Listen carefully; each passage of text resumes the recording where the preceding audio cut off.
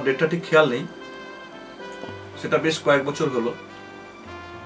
একদিন ডাকলো, বিকোর প্ল্যানটা আমাকে প্রথম বললো আমি একটা এরকম 3D গেম বাংলায় করতে চাই। প্রথম পদক্ষেপ একটা বাংলার 3D গেম তৈরি করার ক্ষেত্রে।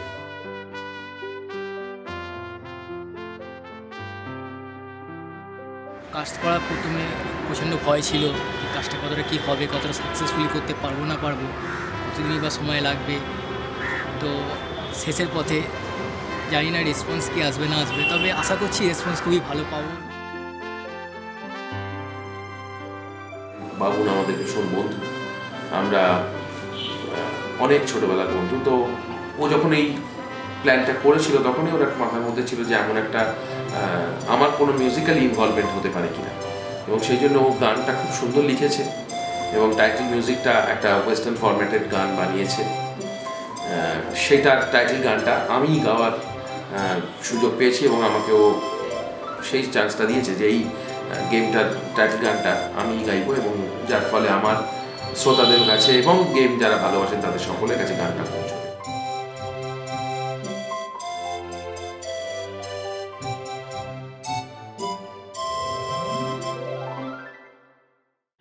আমরা এই ধরনের কাজ এই প্রথম করছি। আমরা সফটওয়্যার ডেভেলপমেন্টই মেন আছি, তার থেকে একটু সরে এসে আমরা অন্যভাবে ভেবেছি। বাচ্চাদের এটা খুবই এন্টারটেনমেন্টের জায়গা থেকে দেখতে গেলে সাধারণত যে ইংলিশে যে গেমগুলো হয় তাতে ভায়োলেন্সের জায়গাটা প্রচুর থাকে। আমাদের এই জায়গাটা পুরোপুরি বাদ দিয়েছি, দিয়ে একটা কল্পনার জায়গায় বাচ্চারা কল্পনা করছে, তার মধ্যে কিছুটা ম্যাথামেটিক্যাল ব্যাপারও এর মধ্যে রয়ে গেছে। কিছু কিছু বেদিক ম্যাথসের কিছু প্রবলেম এখানে বাচ্চারা খেলতে পারবে এবং সেই জায়গায় তাদের ইন্টারেস্টটা গ্রো করবে। এটা আমাদের অফিসের একটি ড্রিম প্রজেক্ট বলা যায়। এই প্রজেক্টটার মধ্যে যে টিমটা তৈরি করা হয়েছিল এই গেমটা বানানোর জন্য, তার মধ্যে এক্সপিরিয়েন্স মানুষজন যেমন ছিলেন তেমনি নিউ কামারও কয়েকজন ছিলেন।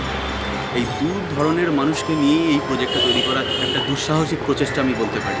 এবং গেমটি মিস্টার অপ্রমেয় দের একেবারে ব্রেন চাইল্ড, এবং এই বাড়িতে বসে এইখানে বসেই এই গেমটির প্রথম সূত্রপাত হয়।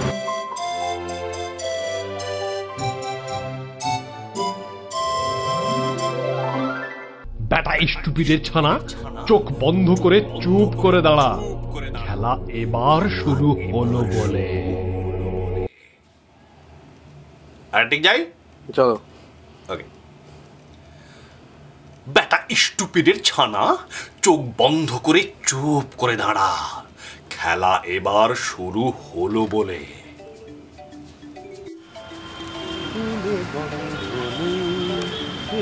ভাবতেও পারি না। সরি সরি, না না, আপনি যদি ভেবে থাকেন আমি ফুল নিয়ে কথা বলবো তাহলে আপনি ফুললি ফুল। আমি কথা বলবো first ever 3D computer game আর্যভট্টের ডায়েরি নিয়ে। না, অবশ্যই বাংলাতে হওয়াতে এটাতে একটা স্পেশাল অ্যাট্রাকশন রয়েছে। দেখুন, ইতিহাস এতদিন পড়ে এসেছে, কিন্তু এইবার ইতিহাসের পাঠ হতে পেরে আমার 22 ইঞ্চি বুক পুরো গর্বে 82 ইঞ্চি হয়ে যাচ্ছে। তবে এটার জন্য আমি দুজনকে ধন্যবাদ দেবো। একজন হচ্ছে অপ্রমেয় দা, যার সম্পূর্ণ ভাবনাটা, এবং সেকেন্ড হচ্ছে সমীর। জানো না কি গ্রামের নাম, ভক্ত ধোপার গাধা পেল্লাদ তার নাম, আল্লাদে আটখানা আনন্দে ধরে গান, কেন যে আমার শুধু গাধা বলে বদনাম, জানো না কি গ্রামের নাম। সবচেয়ে দারুণ আনন্দের খবর হলো যে আর্যভট্টের ডায়েরি বাংলার প্রথম 3D গেম।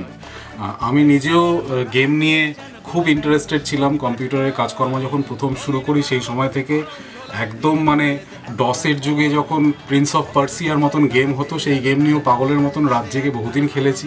তারপরে গ্রাফিক্সের অনেক উন্নতি হয়েছে, অনেক বাস্তব হয়েছে গেমের এনভায়রনমেন্ট, সেখানে role playing game, strategy game, আর এরকম অনেক রকমের গেম রয়েছে যেগুলো আমার জীবনের থেকে প্রচুর ঘন্টা কেটে নিয়েছে, আমি দারুণ এনজয় করেছি।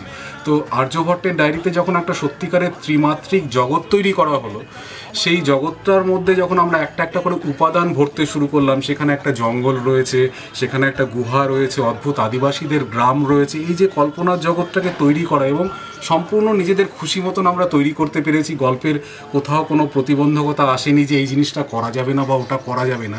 সেই সুবিধাগুলো ব্যবহার করে যে একটা অসম্ভব বিশ্বাসযোগ্য জগৎ তৈরি করা হয়েছে, এটা আমার মনে হয় যে এই গেমটার একটা আলাদা ইউএসপি বলা যেতে পারে এই ব্যাপারটাকে। কারণ এরকম একটা অভিজ্ঞতা কিন্তু কোনো গেম খেলতে গিয়ে আমার মনে হয় না যে বাঙালি ঘরের ছেলেমেয়েরা আগে কখনো অনুভব করেছে নিজের ভাষায় এরকম একটা গেম খেলতে গিয়ে। এতদিন শুধু ইতিহাস পড়েছি, আজ ইতিহাসের একটা অংশ হতে পেরে আমার খুব গর্ববোধ করছি। আমি বাংলায় প্রথম 3D ভিডিও গেম বেরোচ্ছে, নাম আর্যভট্টের ডায়েরি। তাতে আমি একটা চরিত্র করেছি, যেটা মেনলি প্রধান পার্ট, মানে প্রধান চরিত্র, যার নাম গাম।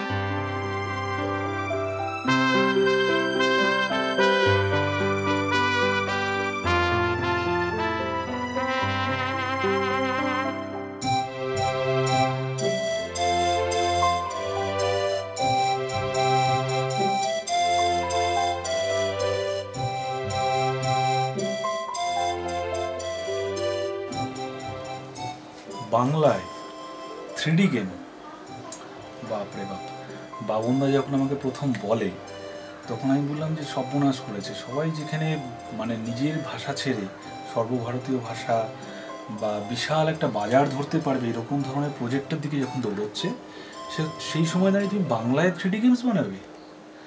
তো বাবনদা বললো যে না, এটা আমার স্বপ্ন। বললাম ফাইন। তো বসলাম, আমরা অনেকবার বসলাম, প্রদীপদা, আমি, বাবনদা। তো আমার খুব ভালো লাগলো, ভীষণ ভালো লাগলো 2-3টে কারণে।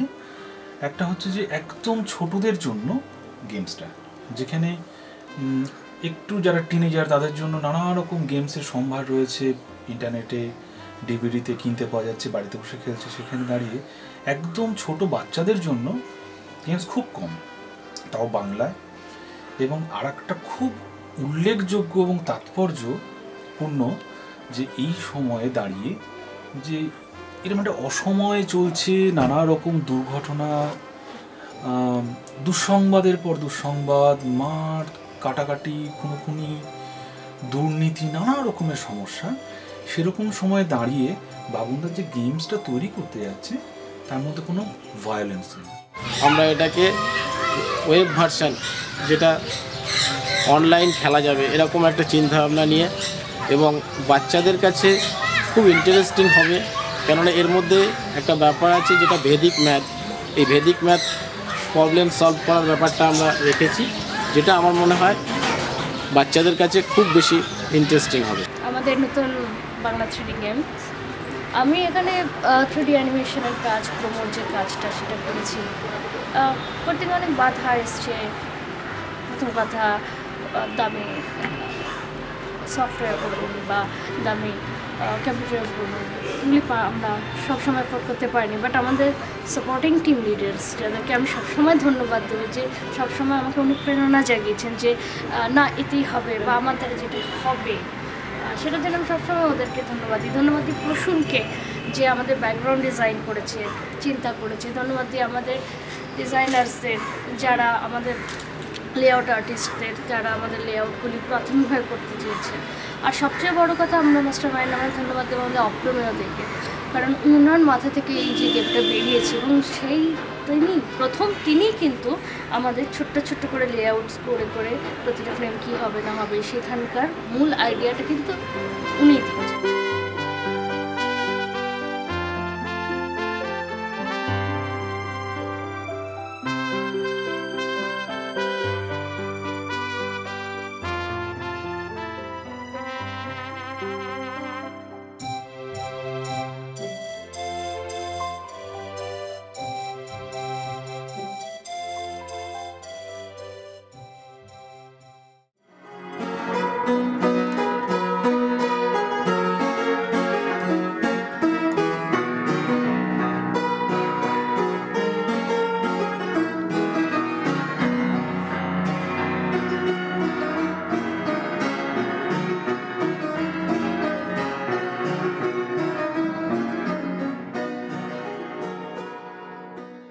আমি এত সিনেমার গান বা নন ফিল্মের গান গাই, কিন্তু কোনো গেমের জন্য টাইটেল সং গাইবো এটাও আমি কোনোদিন ভাবিনি। এটা আমার কাছেও প্রথম।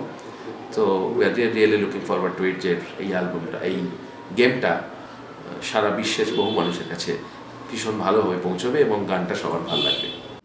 আমি আমার কলিগ, টিম ওয়ার্কার, বন্ধু বান্ধব সবাইকে ধন্যবাদ জানাচ্ছি আমার এই প্রয়াসটাকে, এই এফার্টটাকে সাকসেস জানাবার জন্য। আসলে আমরা কাজ করি একটা অন্য ফিল্ডে, সেখান থেকে এই কাজটা সকলেই অদ্ভুত মনে হতে পারে, কিন্তু তারা আমার এই প্রপোজালটাকে অ্যাকসেপ্ট করেছে এবং তারা এই জিনিসটাকে মধ্যে ইনভলভড হয়ে তারা জিনিসটাকে সাকসেসের দিকে নিয়ে গেছে। এটাই আমার কাছে একটা বড় পাওয়া। সবাইকে আমি ধন্যবাদ জানাচ্ছি।